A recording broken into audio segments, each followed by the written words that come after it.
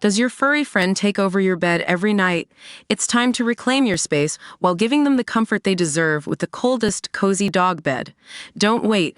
Check out the link in the video description to buy now on Amazon. The Prince and Princess of Wales have gone viral for their photography, again. An adorable picture of their two youngest, Charlotte and Louis, shared to the Wales's social media accounts and showing the children watching England play in the Euros football final has caused a royally embarrassing stir. This time, it's not about Photoshop, rather, it's Kate and William's less than king-sized television that's to blame. Wearing personalized England football shirts, the cute image of the little prince and princess watching the TV at home has inadvertently sparked something of a transatlantic culture war and sent square-eyed Americans mad. Surely, Kate can afford a bigger screen than that, came one incredulous stateside tweet. That can barely be 40 inches, sniffed another, appalled that the third and fourth in line to the throne have to sit so close to the screen to see England lose again. In the land of the supersized, I can see why the US public may well be shocked. Intent on recreating the IMAX experience for their daily fix of Yellowstone and The View, more is always more in the States, but over here, big is definitely not better, at least not for the more refined, discerning viewer.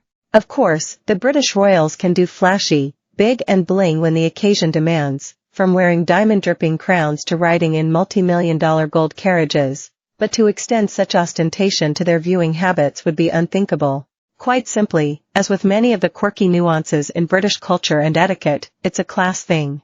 You see, nothing typifies a naff, nouveau riche faux pas more than a giant home telly, especially when there's several of them affixed to the walls in every room of the house, ready for mindless channel surfing whether you're in bed, on the sofa, or even in the kitchen. I'm afraid to say, the US influence is filtering at pace across to our shores.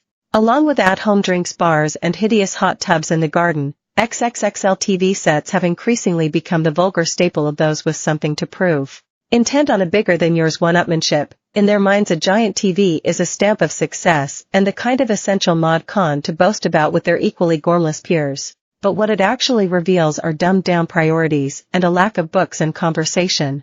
Contrast it with the old money English, where often the bigger the home, the smaller the TV gets, particularly in those drafty stately piles. You'll be sure to find a sprawling library and even a few Turners and Constables on the wall, but the TV will be so basic, its aerial may need to be manually adjusted to get a clear picture, and you can forget streaming and multiple channels entirely. This will, of course, be the only set available in the property, set unobtrusively in a corner, nowhere near the dining room and as far as can be from the bedrooms.